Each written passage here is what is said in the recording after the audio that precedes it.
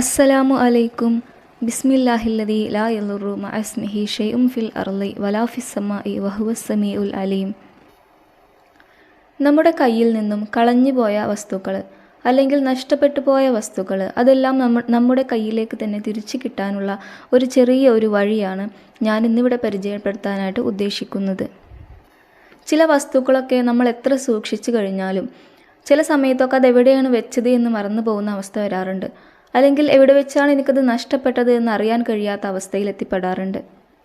അത്തരമൊരു അവസ്ഥയിലൂടെയൊക്കെ ആരെങ്കിലും കടന്നു പോകുന്നുണ്ടെങ്കിൽ ഇൻഷാ അല്ലാഹ് ഈ ഒരു വീഡിയോ അവർക്കൊക്കെ ഉപകാരപ്പെടും.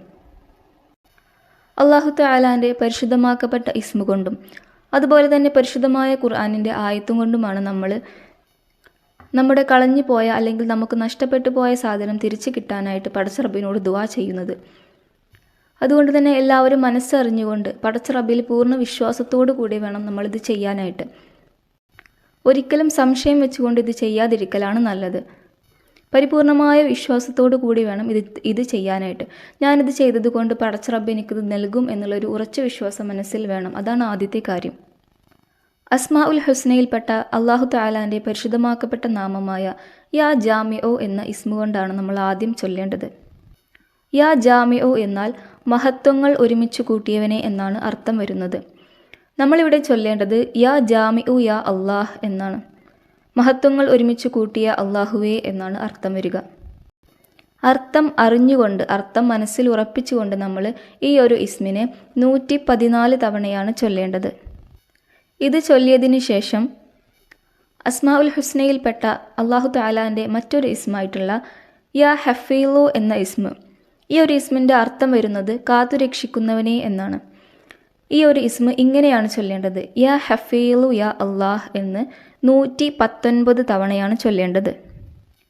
കാത്തുരക്ഷിക്കുന്നവനായ അല്ലാഹുവേ എന്നാണ് അർത്ഥം വരിക. അതുകൊണ്ട് അർത്ഥം മനസ്സിലാക്കിക്കൊണ്ട്, അർത്ഥം മനസ്സിൽ പറഞ്ഞുകൊണ്ട് വേണം നമ്മൾ ഇത് വായ കൊണ്ട് ഈ ഒരു ദിക്റിനെ പറയാനായിട്ട്. ഇത്തരത്തിൽ യാ ഹഫീളു യാ അല്ലാഹ് എന്ന് 119 തവണയാണ് ചൊല്ലേണ്ടത്. ഈ 2 ഇസ്മുകളും ചൊല്ലിക്കഴിഞ്ഞതിന് ശേഷം പരിശുദ്ധമാക്കപ്പെട്ട ഖുർആനിൻ്റെ ആയത്തോട് കൂടിയ ഒരു ദിക്റുണ്ട്, ഒരു ദുആയാണ്. ഞാനിവിടെ സ്ക്രീനിൽ കാണിക്കാം. അല്ലാഹുമ്മ യാ ജാമിഅൻ നാസി ലിയൗമിൻ ലാ റൈബ ഫീഹി ഇന്നല്ലാഹ ലാ യുഖ്ലിഫുൽ മീആദ് ഇജ്മഅ അലയ്യ ളാല്ലതി. ഈ ഒരു ദിക്റ് നമ്മൾ 111 തവണ ചൊല്ലണം.